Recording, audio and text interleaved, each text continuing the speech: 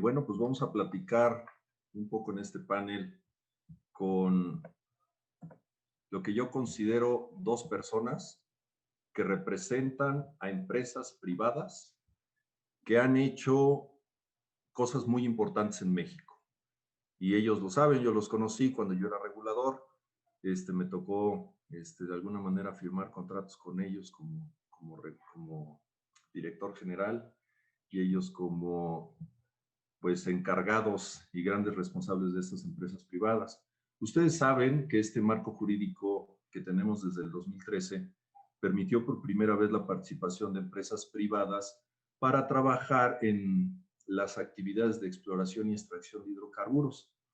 Y entonces, con este nuevo marco jurídico, lo que se hizo fue permitir la entrada de empresas privadas nacionales y también internacionales.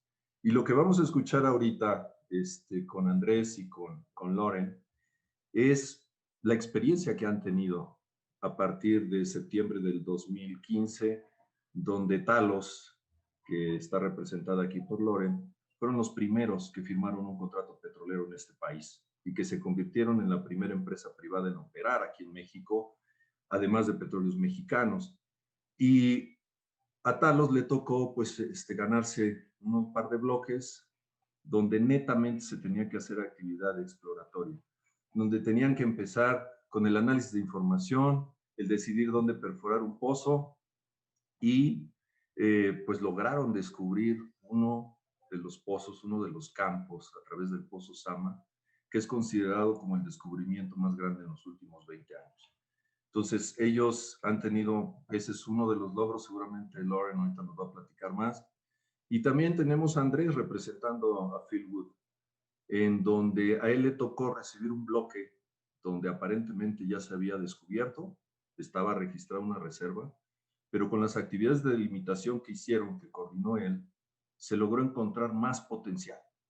Y ese potencial ha logrado que estén en su plan de desarrollo, con el que yo recuerdo que cuando lo aprobamos esperaba que uno de sus campos se pueda convertir en uno de los más importantes en producción en este país.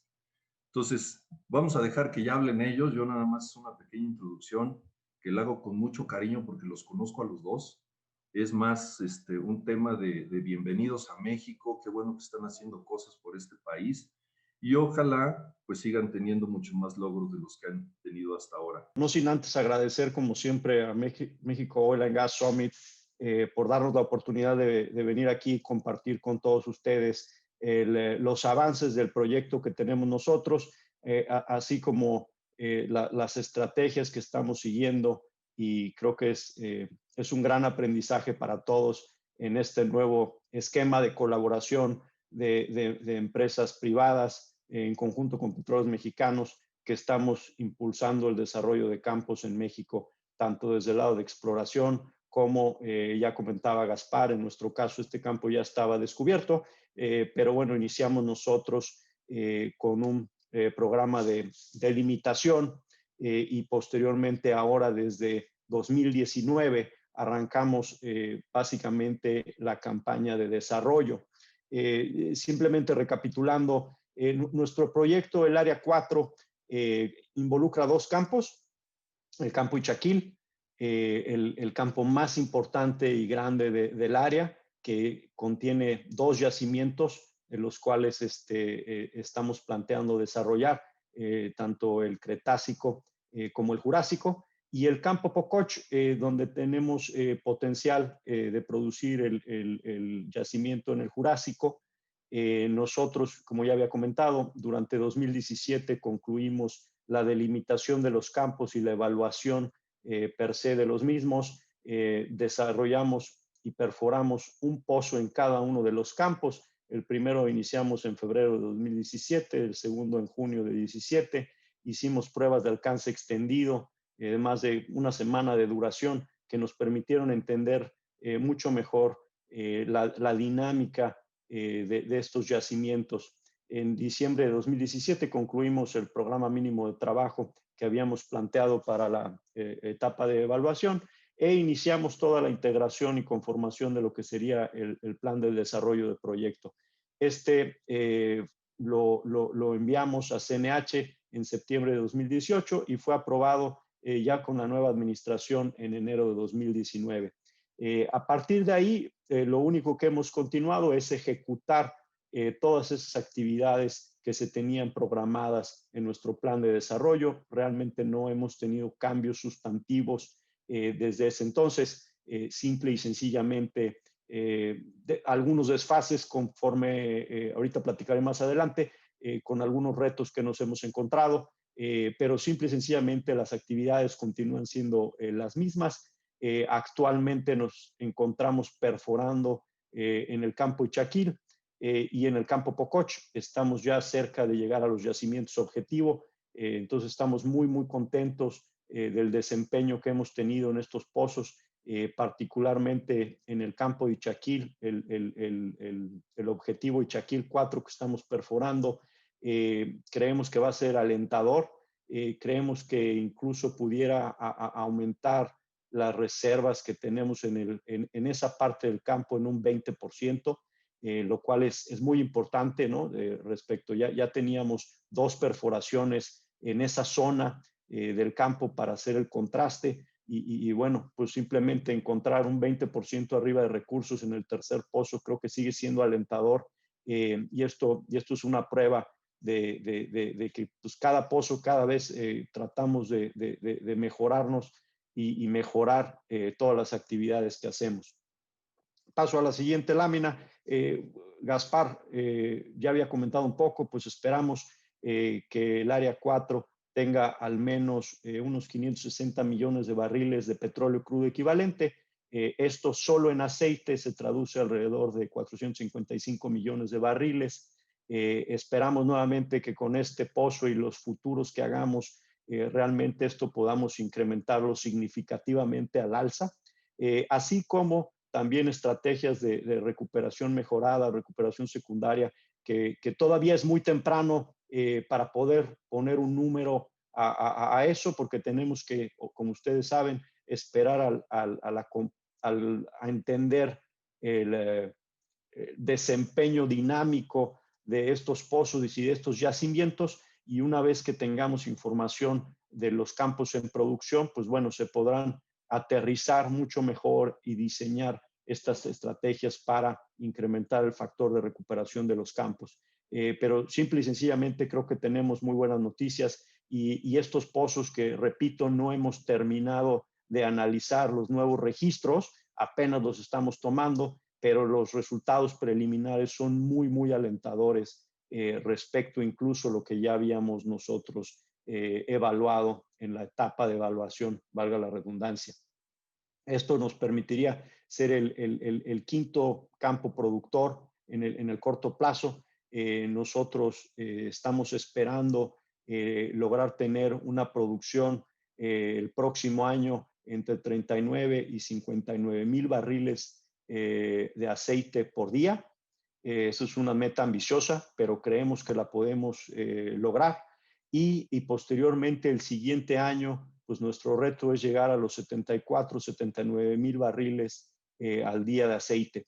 Entonces, estas son las metas que tenemos para el área 4 en el muy corto plazo. En mediano plazo, creemos que podemos subir más allá de los 110, 120 mil barriles de petróleo nuevamente solo de estos 2 yacimientos. Entonces, creemos que son noticias alentadoras tanto para nosotros, pero sobre todo pues, para México, ya que pondremos nuestro pequeño grano de arena en la producción nacional pues para mantenerla y revertir la declinación de pues, los grandes yacimientos tradicionales donde México ha producido toda la vida. Platicando un poco más al detalle de qué significa el reto de poner estos campos en producción, básicamente nosotros hemos diseñado en una etapa de producción temprana en la cual nuestro objetivo de inicio en el plan de desarrollo, así lo comunicamos, era interconectarnos con Petróleos Mexicanos, con la infraestructura de recolección que ellos ya tienen costa afuera.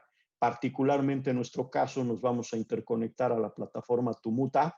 Tumut es un campo ya abandonado por Pemex, con una plataforma relativamente nueva, tiene alrededor de 10 años esa plataforma, pero tiene más de 6 años en desuso, donde Pemex ya, el campo se invadió de agua y ya no le ven utilidad adicional. Entonces nosotros vimos como una excelente oportunidad, dado que está a 12 kilómetros y a 7.5 kilómetros de otro de los yacimientos, a 7.5 de Pococh y a 12 kilómetros de Ichaquil. Está muy cerca y el interconectarnos ahí sería sencillo. Adicionalmente nos podría brindar, es una estructura bastante robusta que permitiría tener un punto de medición en el cual se separaría tanto el aceite, el agua y el gas para poder medir cada una de las corrientes en forma independiente, tener una certidumbre adecuada de cada una de las corrientes que se estarían transfiriendo a Petróleos Mexicanos y así poder hacer uno de los primeros puntos de medición costa afuera en México para nuevamente la compraventa de tanto gas como de aceite. Entonces, esto es básicamente fue el planteamiento inicial. Repito, una plataforma fija de producción en el campo Pococh y una plataforma fija en el campo Ichaquil, plataformas relativamente sencillas, pero que tienen la capacidad de tener crecimientos importantes. Por ejemplo, las hemos diseñado para más de 9 slots de pozos, cada una de ellas, aunque de inicio en la plataforma Pococh solo esperamos usar 3 de ellos, y en la plataforma Ichaquil 4, pues las hemos diseñado con miras a lo que pudieran ser posteriormente pues alguna inyección de agua, inyección de gas, etcétera. Entonces, tener infraestructura sobrada nos permite a un costo mínimo tener mucha flexibilidad de operación a futuro en estos campos. Entonces, en la primera etapa, como comentaba, simple y sencillamente estaremos interconectados a la infraestructura de recolección de petróleos mexicanos y posteriormente en la fase 2 y 3 ya tendremos una infraestructura independiente que nos permita comercializar los hidrocarburos en forma independiente, particularmente el aceite. Siempre hemos visto una ventaja, una sinergia de interconectar la corriente de gas natural húmedo a Petróleos Mexicanos, pues dado que ellos tienen varias plantas de procesamiento de gas natural en el sureste y se puede haber beneficios de usar sus plantas ya que tienen capacidad instalada de sobra y podríamos continuar aprovechando y no tener que desarrollar nosotros una planta de cero para este fin. Sin embargo, en el aceite creemos que hay beneficios tanto para nosotros, para el Estado mexicano y para Pemex de tener una infraestructura redundante, sobre todo de cara a que pues, este campo estará produciendo los siguientes 30 o 40 años, muy posible posteriormente a que concluya el contrato de producción compartida, este campo continuará en producción y bueno, el estatus actual de los ductos marinos es bueno, pero bueno, como ustedes saben, en 20 años las cosas cambian sustancialmente y la experiencia que tenemos nosotros en el lado norte del Golfo de México, pues nos indica que también son retos operar con infraestructura ya vieja, ¿no? Con infraestructura de más de 25 años se vuelve siempre todo un reto operativo, tanto de fallas como de mantenimiento, de corrosión, incrementan los costos significativamente y por eso creemos que, bueno, es importante tener un ducto adicional que nos permita comercializar crudo hacia tierra. Esto en esencia, entrando más y ya dejándole el micrófono a Loren, es un poco el proyecto y lo que implica esta primera etapa de producción temprana para Fieldwood. I think everyone knows pretty well the background on Zama. It's made a lot of news, and there's been a lot of information out there in the press about it. So I really want to get to specifically where we're at today. I think everyone knows we had the discovery of Zama in 2017, and we finished up drilling 3 more appraisal wells in 2019. So it's been about a year since we finished up our appraisal program, and so now I want to give an update on where we are today. And let me just start by saying, just to back up a little bit and give you an update on how we think about the key drivers for this project going forward, because I think that's really important that we understand that. One, of course, is safety and environmental protection. I mean, we absolutely have to execute this project very, very well for the benefit of the Mexican people, the Mexican nation, for everyone. And that's our, that gives us if we can't do that, we can't operate well in Mexico. So that's absolutely critical that we put safety and environmental protection at the very top. But also, just so everyone knows, I mean, we have, as Gaspar referred to, we have signed a contract with the Mexican government, and that puts requirements on us that we need to accomplish. And we need to maximize the benefits of the Zama field for the Mexican state. And so I think that is very high on our list. It's very critical for us to be able to do that well, and to make sure that we are holding up our end of the bargain in our contract. And so that is always on our minds as we think about how are we going to develop this field going forward. The other really critical thing is delivery of production as fast as possible. Everyone benefits from production coming on stream. Mexican state benefits, Pemex benefits, Talos and its partners benefit. So that's a critical piece that we are, again, is a key driver for us. And then finally, the other thing is, we have our own investors, and we have to make sure they get a return. They risked their own capital to make the discovery, and then also to make the appraisal of the field. And so we always keep that in mind as well, that we have an obligation, a responsibility to our investors who have contributed capital to this project. And so all of those things come into play for us as we think about, okay, what do we want to do at Zama? And so that's just wanted to make sure everyone kind of understood, how do we think about this project? Right now, as we speak, we are currently negotiating the unitization and unit operating agreement. I call that the UUOA, with Pemex. This UUOA is a document which will govern and guide the project over its entire life. It gives a guidelines for how the partners in this unit, which will be Pemex and Premier and Wintershall Dea and Talos, it guides and how we all work together. And so that's a really critical piece of this of this going forward. And so we have to work on this UUA together. I'll talk a little bit more about it later, but we need to deliver a UUOA that we have all agreed upon by roughly early January back to SENER. So that's a really critical piece that needs to happen fairly soon. As we continue on, Talos is continuing with FEED, the front end engineering and design work. It is almost complete. We have been working closely with our partners, Wintershall Dea and Premier, to come up with a world-class development plan. We think that we, again, it is based on all those four drivers I talked about at the very beginning.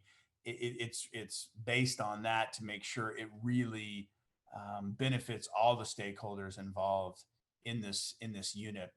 We believe that with that FEED work, that we should be ready to tender for our EPC contracts and any related contracts once the UUOA is approved by SENER and then signed by all parties. And so hopefully that will be in the second half of 2021.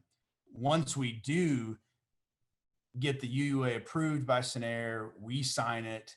We then will send our unit development plan to the CNH. And once we have approval of that, then we'll do our, we will have as a group, we will have our final investment decision, which we think will be sometime in the second half of 2021. And once we have the final investment decision, that's when the project really starts to accelerate its activity.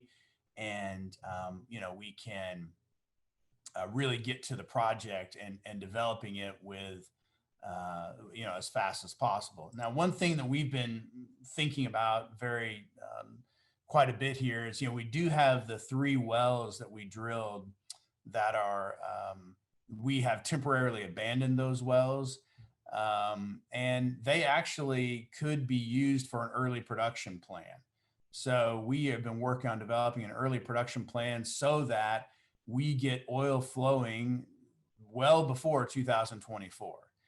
We are working on that right now. We think it's very achievable. We think that's going to be very, very important for this project, that we are able to deliver production as fast as possible, even if it isn't large production, but like you've seen with ENI, you've seen with Fieldwood, that early production can be an important part of the contract. And we think we're going to try to do that as well. We have a plan that can use those existing wells and deliver that. So that's one thing that's really working for us. So that's really, I wanted to give just an overview. I'm looking forward to the discussion with Gaspar. And so I will stop sharing right now and turn it back over to Gaspar. Muchas gracias, Loren. Muchas gracias, Andrés. Bueno, pues ya con esta pequeña introducción de sus proyectos, yo quisiera empezar preguntándole a Andrés, como ustedes escucharon, su proyecto empezó con una etapa de delimitación. Han tenido seguramente algunas lecciones aprendidas, Andrés, en toda esta etapa que ya superaron, pero también tienes prioridades. Hoy, ¿cuáles serían, digamos, tus lecciones aprendidas de esa etapa de delimitación? ¿Y cuáles son tus prioridades para los siguientes 12 meses? Gracias. No, pues muy clara. Básicamente nuestra prioridad es poner estos campos en producción e interconectar la infraestructura. Uno de los temas más importantes para nosotros era lograr esta interconexión con Petróleos Mexicanos. Afortunadamente, la semana pasada logramos firmar un acuerdo que nos permite utilizar la plataforma Tumut por los siguientes 5 años.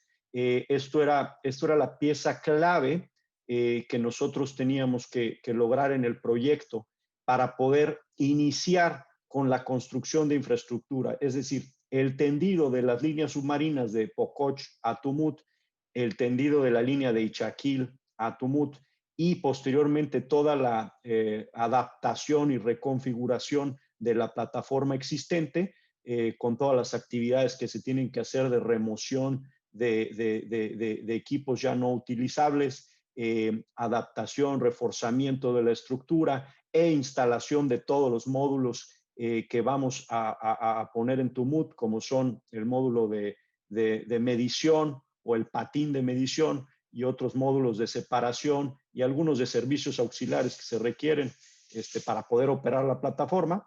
Entonces, todo esto, si bien ya teníamos la ingeniería terminada, pues todavía faltaba ya hacer el plan de ejecución costa afuera y poderlo arrancar. Con esto, nuevamente, con esta firma con Petróleos Mexicanos, de este acuerdo del uso de Tumut de los siguientes 5 años, pues nos permite ahora sí enfocarnos en lo que va a ser la ejecución de todo el programa costa afuera, que además de esta infraestructura incluye la instalación de las superestructuras tanto de Ixaquil y Pococh, el comisionamiento, básicamente todas las pruebas preoperativas para el arranque y posteriormente la puesta en marcha de producción primero del campo Pococh, seguida posteriormente del campo Ixaquil. En paralelo, nosotros seguimos perforando, entonces vamos a seguir perforando en el campo Ixaquil en los siguientes 12 meses, pues otros 2 pozos. El primero que te comentaba hace rato, esperamos concluirlo en diciembre de este año, pero bueno, hay otros. Primero tenemos que hacer la recuperación de los pozos de evaluación, similar a lo que decía Loren. Ahí tenemos nosotros 2 pozos, uno en cada campo, que están temporalmente abandonados. Tenemos que remover estos tapones temporales que se pusieron y ponerlos obviamente a producción, conectarlos a la infraestructura actual. Y adicionalmente, como te comentaba, en Ixaquil, pues es poner otros 2 pozos adicionales, perforar el Ixaquil 8 y 10 en ese campo, sobre todo que tienen objetivos más profundos, precisamente para corroborar y tratar de delimitar otras arenas de yacimiento que pudieran ser productoras. Muy bien, Andrés, interesante. Loren, hace un momento platicabas sobre el tema de unificación, ¿no? El campo Sama cuando ustedes lo descubrieron, vieron que tenía una extensión pues más amplia, ¿no? Ya dijimos, fue uno de los descubrimientos más grandes en los últimos 20 años. Y obviamente ustedes, en cumplimiento del contrato, anunciaron a la CNR y a la CNH que había posibilidades de una unificación. O sea, ustedes fueron cumpliendo la ley, cumpliendo el contrato, y con toda la información técnica demostraron que había posibilidades de eso. Y entonces pues se metió todo esto a un trámite que lleva a cabo principalmente la Secretaría de Energía, la Secretaría de Hacienda y posteriormente la CNH. Pues ahí quisiéramos que nos platicaras un poco, Loren, de cómo les ha ido en ese procedimiento, lo relevante que es para ustedes que ese procedimiento avance, y bueno, que nos cuentes qué asuntos llevan en el tema de unificación. Yeah, I tell you, we're very happy about the support that we received from CNH and Sener and Hacienda.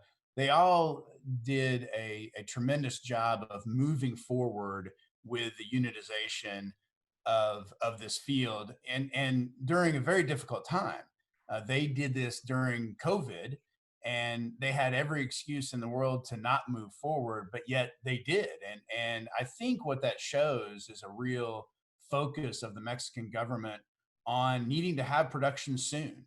And so they did their job very well.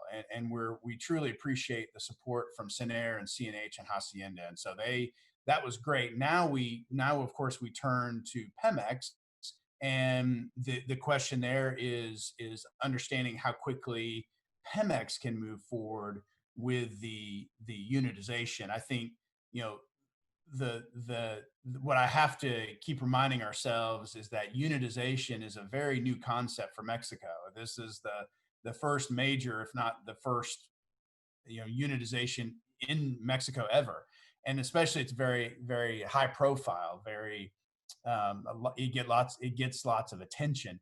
So I have to keep that in mind, that it's new. This is a new concept, even though it's been done all over the world. And so with that comes a little bit of a learning curve, of new experiences. And so, you know, we're trying to be very patient with that. We think it'll ultimately be successful.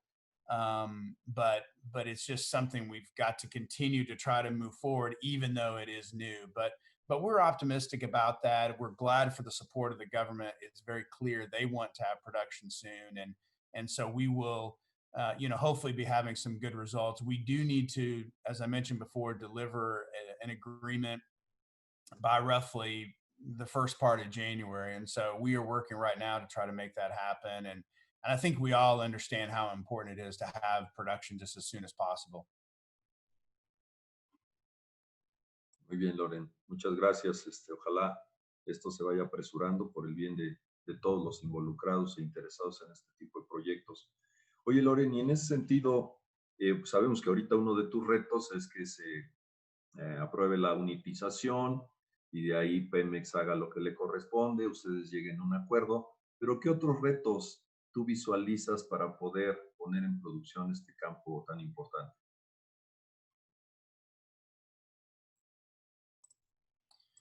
Well, there's two that I really think of, and one Andres may be able to really identify with at Fieldwood, and the other is a little bit more related to us. But the first one is really having good export options, and good commercial options to be able to access the best markets around the world. I think, you know, we every private company, international oil company that is coming to Mexico realizes they need to be able to market, to sell the oil and gas that they produce on behalf of the country at the best price possible. And so the question is, how do we get that? You know, a lot of the infrastructure is solely owned by Pemex and has its own markets there. So the question that one of our big challenges is, how do we optimize? How do we get the best price on behalf of the government and on behalf of our investors, and even for Pemex as well, for the oil. So that's one thing. And, you know, we are having to think creatively about how can we access world markets so that we get the best prices possible. And as well as continue to have flexibility so that if the oil from Zama, in fact, it very well may stay in the country so that it feeds the refining system of Mexico, that's great too. So we're trying to have a lot of flexibility in our export options. And that's a big part of our plan. The second thing that is different for us is that really Zama it's not really shallow water. This would be one of the deepest, it would be the deepest producing platform in Mexico's history. So this means that we would have a very deep, a very tall jacket, you know, the structure for the platform that would be installed permanently. That's actually never been done. That big of a jacket has never been done in Mexico before. And really right now, there's only maybe two construction yards in Mexico that can do that, that can put together a jacket that big. So that means that may work. And we are definitely looking very hard and we're working closely with those contractors, but it's not a very competitive process. So because we're in a little bit deeper water, we have to be very creative. And it's also a very big discovery, meaning we have very big facilities. We have to be very creative about the contractors that we work with. So that's another challenge as well, because we have a big discovery, it's in deeper water, and that means we have to just think very carefully about who we contract with and who we work with, all the while trying to maximize the national content in Mexico. So those are our two challenges. Muy bien, Loren, muchas gracias. Andrés, comentabas hace un momento que habías logrado ya la firma del uso de infraestructura que le pertenece a Pemex. Eso creo que es un evento muy importante, digo, tanto Loren y tú y otros operadores les ha tocado ver marcos o ajustar marco jurídico, proponer ajustes a marcos jurídicos para poder operar de manera diferente a como veníamos operando en este país. Una de estas es el aprovechamiento de infraestructura existente, infraestructura que se construyó por parte de Pemex con dinero de los mexicanos, que a lo mejor ya no se está utilizando, pero que ustedes entre las estrategias de desarrollo de sus campos le pueden dar utilidad y por lo tanto pues reducir costos de la empresa, tal vez ellos verse beneficiados junto con ustedes y bueno, pues lograste esta firma con ellos. Nos gustaría si nos puedes compartir pues esas experiencias que tuvieron durante este proceso, sabemos que también fue durante el COVID, pero ¿qué pudieras recomendarnos? ¿Qué pudieras mandar de mensaje de todos los beneficios que se obtienen de poder lograr muchos de estos acuerdos? Porque mucha de la infraestructura seguramente en algún momento va a quedar disponible y que puede ser utilizada por operadores como ustedes. No, claro que sí, Gaspar. Pues uno de los grandes retos, como tú bien comentas, es cuando hacemos esto como operadores por primera vez, ¿no? Ya lo comentaba Loren también, te enfrentas a nuevas situaciones que nunca se habían dado en México y que conforme vas tratando de resolverlas, pues se van dando todas estas inquietudes y revisiones a la propia regulación. Pues simple y sencillamente porque los proyectos plantean nuevos retos y es la primera vez que se resuelven esos retos en México. En nuestro caso, el clásico, y tocaste el punto importante, fue esta interconexión con Tumut.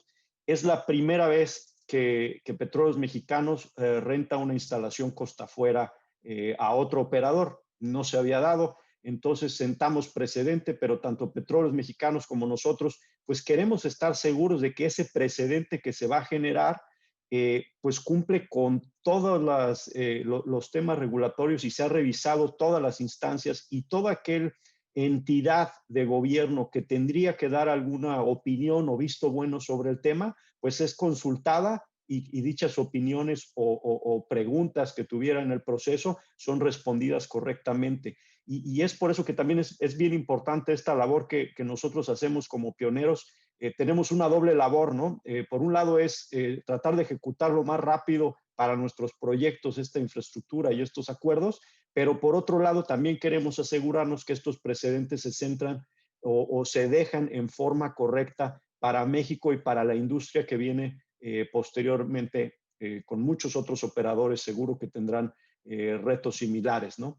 Entonces, en el caso de Tumut, por ejemplo, uno de los grandes retos implicó que el INDAVIN también tenía que estar involucrado, tenía que estar no solo CNH, pero también el INDAVIN involucrado en la evaluación de este activo federal como tal. Y bueno, pues esto fue un reto porque es la primera vez también que ellos hacen la evaluación de una plataforma petrolera costa afuera. Entonces, pues fue un aprendizaje para todos, creo que muy bueno. Y ahora que lo tenemos adelante, tomó 2 años lograr eso, pero finalmente se logró tener algo que es de gran beneficio para todas las partes. Petróleos Mexicanos recibe una renta cada mes por los siguientes 5 años y nosotros te comentaría que más allá que el puro costo o el ahorro en costos, lo que ahorramos es ahorro en tiempo. El construir otra plataforma y otra interconexión a tierra o la otra alternativa, que es un FPCO o un FCO, hubiera tomado más tiempo que directamente interconectarnos con Petróleos Mexicanos. Entonces, el ahorro realmente para nosotros y para el Estado mexicano es que la producción de los campos se puede obtener entre 1 y 2 años antes respecto a la otra opción de hacer toda la infraestructura de comercialización independiente.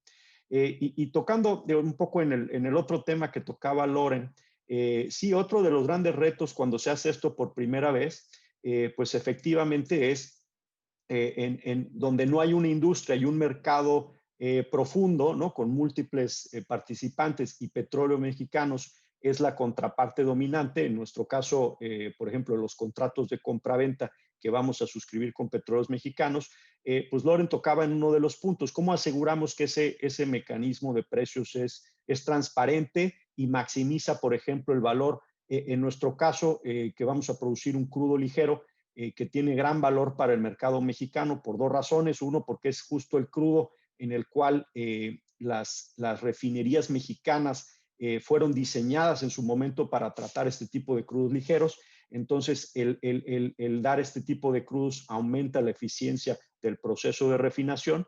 Y por otro lado, también Petróleos Mexicanos en la mezcla de exportación, particularmente en el crudo maya, que Petróleos Mexicanos, al estar produciendo de campos con mayor o con más bien con menor densidad, como son Ayatzil, entonces requieren también de crudos ligeros para poder mezclarlos y cumplir con los requerimientos mínimos de API de 21 grados que tiene el crudo maya como marcador.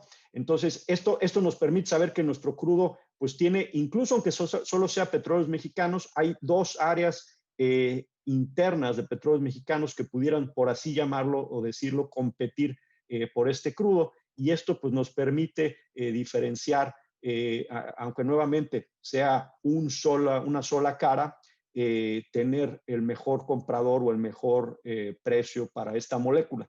Entonces, y Petróleos Mexicanos también cuenta con un mecanismo de precios que refleja condiciones de exportación en todos y cada uno de los centros productores. Entonces, digamos, esto a nosotros nos deja muy tranquilos como contraparte. El otro gran riesgo que está pendiente por resolver es el riesgo crediticio o el riesgo de contraparte. Al Petróleos Mexicanos ser el único tomador de este crudo hoy en día, pues bueno, sí se toma el riesgo Pemex crediticio, como en cualquier contrato de compra-venta, y esto es uno de los temas que es importante resolver en la medida que hubiese un incumplimiento, ¿no? Estos simplemente los contratos, el problema es cuando te enfrentas a ciertos problemas a futuro, ¿no? Mientras no haya un problema de impago, pues no hay ningún problema, pero si lo llegara a ver, ¿cuál es la otra mecanismo de salida para que precisamente esta producción de los proyectos pueda continuar y no se tenga que parar, ¿no?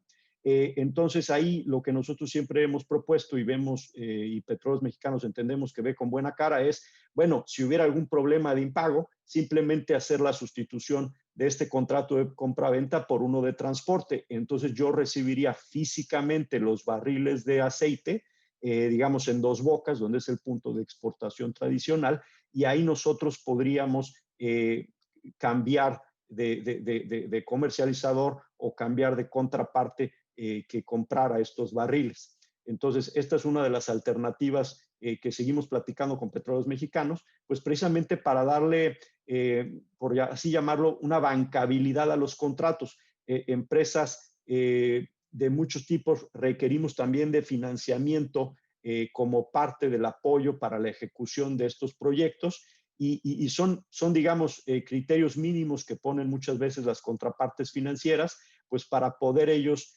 mitigar estos riesgos de crédito que ven sus comités. Muy bien, Andrés, pues muchas gracias, muy completa la respuesta.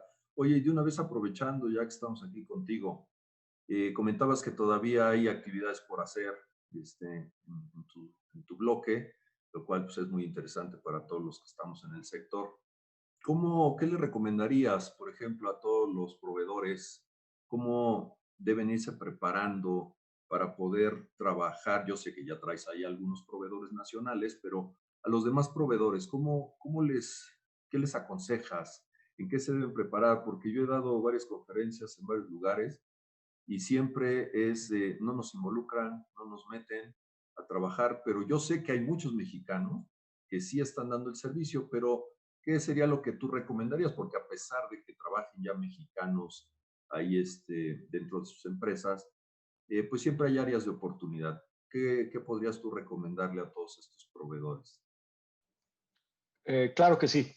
Mira, básicamente son, creo que tres cosas lo que nosotros recomendaríamos. Primero, es muy importante, hay mucha experiencia y hay muchos proveedores en México que ya han dado este tipo de servicios a Pemex o incluso a otras empresas, pero aquellos que solo han dado los servicios a Petróleos Mexicanos, hay nuevas disposiciones que son bien importantes que entiendan a fondo los proveedores. Te pongo dos ejemplos. Uno es ASEA, ¿no? En el tema de seguros y en el tema de requisitos ambientales, que sí han cambiado y incrementado la exigencia por parte de ASEA, básicamente en estos temas tanto de seguros como de protección ambiental, que es muy importante que los nuevos contratistas comprendan desde otra óptica y desde la óptica que nosotros como operadores estamos obligados a cumplir. Otro de los puntos clave es el tema de contenido nacional. En el tema de contenido nacional, los operadores tenemos un gran incentivo en trabajar con empresas mexicanas que estén, por así llamarlo, verticalmente integradas en México, y ya que cada peso que haya de integración vertical en México es un peso que realmente se puede integrar al contenido nacional de nuestros proyectos.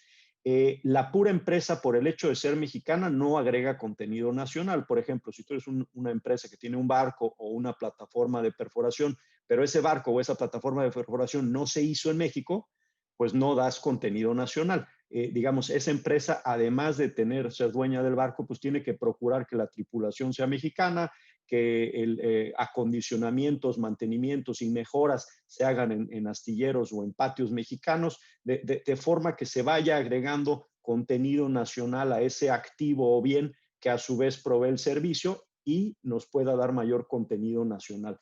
Entonces, eso es otro tema donde se pueden diferenciar las empresas mexicanas particularmente y tienen una ventaja competitiva con otras. Y también las empresas que tienen ya constituidos tanto patios de fabricación o fábricas donde fabrican equipos de personal mexicano, son lugares donde pueden competir y es muy atractivo para nosotros como operadores tener un mayor contenido nacional.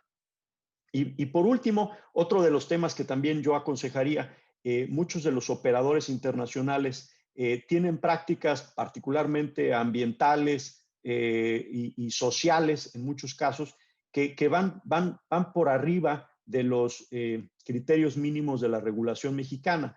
Entonces, por ejemplo, en nuestro caso estamos adheridos a la Corporación Financiera Internacional o IFC por sus siglos en inglés, donde sí tenemos estándares mucho más estrictos para estos dos temas principalmente. Entonces es importante que también los conozcan y conozcan cuáles son estos requerimientos y estén preparados para ofrecerlos como parte de sus valores agregados en esta oferta tradicional de bienes y servicios petroleros. Muy bien, Andrés, muchas gracias. Loren, al inicio tú nos mostrabas el tema de qué tal le gusta operar con seguridad y con responsabilidad, y bueno, lo que me ha tocado ver, lo han hecho, han sido muy congruentes con lo que ustedes tienen establecido en su empresa. Pero pues es inevitable no hacer la pregunta, de hecho sería para los dos, pero por tiempo nada más será para ti, Loren. Lo relacionado con el COVID, ¿no? Esta pandemia que vino a afectar actividades a todo el mundo y que pues la industria petrolera no se ve libre de ese tipo de impactos. ¿Cómo lo han manejado, Lorena, ahí en Talos? Porque sé que tú operas también del lado americano y obviamente aquí en México, pero ¿cómo han manejado esa situación, Lorena? Yeah, it certainly adds more complication to an already very difficult global situation. We in all of our U.S. Gulf of Mexico operations have been having to deal with this and have done it very successfully on the U.S. side. We have not had any of our production shut in because of um, any of the crew, any of our workers becoming sick, and so that's we're really happy about that. And we have had more issues when it comes to drilling contractors who have provided crews. That has, in a couple of cases, has slowed us down where we had to take the entire crew off the ship and replace them with another crew, and make sure everything was completely sanitized. So it's a very difficult situation. I think for us, it's a matter of one reason why we believe we've been successful is just focus. We have people who are so focused on that and on that aspect of safety already. This is just another part of worker safety to make sure that we are doing our very best for everyone involved. But I do think it's also a partnership between the workers who work for us as well as the management. They have to partner together to make sure everyone, whether they're at work or at home, are being safe and are taking the right precautions. So having that level of cooperation and trust and working together as a team, you really have to make sure that you have to ensure that every person involved, whether it's management or whether it's workers, are working towards the same goals, have the same goals, trying to be successful. That's something we've been able to do at Talos, and we feel very proud about that. And we believe we can continue that kind of teamwork and focus when we move into Mexico as well. Muy bien, Loren, muchas gracias. Creo que ya Andrés se nos fue porque vienen las preguntas más difíciles, ¿no? Que son las del público. Pero bueno, ya un poquito para ir cerrando, vamos a tomar una pregunta, creo que es la única que veo aquí. No sé si por otro medio haya más preguntas ahí, si me puedes ayudar, Carolina, pero una de las preguntas obligadas, Loren, es, pues debido al COVID, hubo baja demanda de combustibles, y debido a la baja demanda de combustibles, pues también se afecta el petróleo y eso genera que el precio del hidrocarburo pues haya encontrado en algún momento algo que creo que ni tú ni yo, que llevamos más de 20 años en esto, nos imaginamos ver un precio negativo. Pero ¿cómo les está afectando, Loren? ¿Tú cómo ves el escenario de precios, este ambiente de precios para la continuidad de las empresas petroleras pues en el futuro? Yeah, it has been an incredible challenge. We are trying to stay focused on the long term. We are trying to realize that we need to plan for the long term. We still need to make the right decisions based on um, what we think will be still a very robust market once we get past COVID. It's so tempting to want to just focus on today and maybe next month, but the reality is we're building a project that we think will be producing for 30, 40 years. and at Zama, we need to be focused on that. Now, in the short term, we do have to manage our cash flows because we are bringing our capital mainly from the U.S. production. We are using all of the cash flow that is coming from the U.S. and we're applying it to what we're going to be doing in Mexico. So of course we have less cash flow, and that's not an ideal situation. But what we've done this before in the past, where we've seen these downturns. They happen in the oil business, and it's about making the right choices, being super careful and very disciplined about where you spend that next dollar. And so we've managed to do that before. It takes a lot of focus, as I said earlier in my last question. And but we think that if we can focus on making the right decisions about capital, we will have plenty to be able to bring to a project like Zama, which clearly is our top focus, and that's for our company, globally, Zama is our top focus. And so I think that's something we are making sure that we are going to bring all the resources that are necessary to move that forward. It is more challenging. There's no doubt about it in this kind of environment.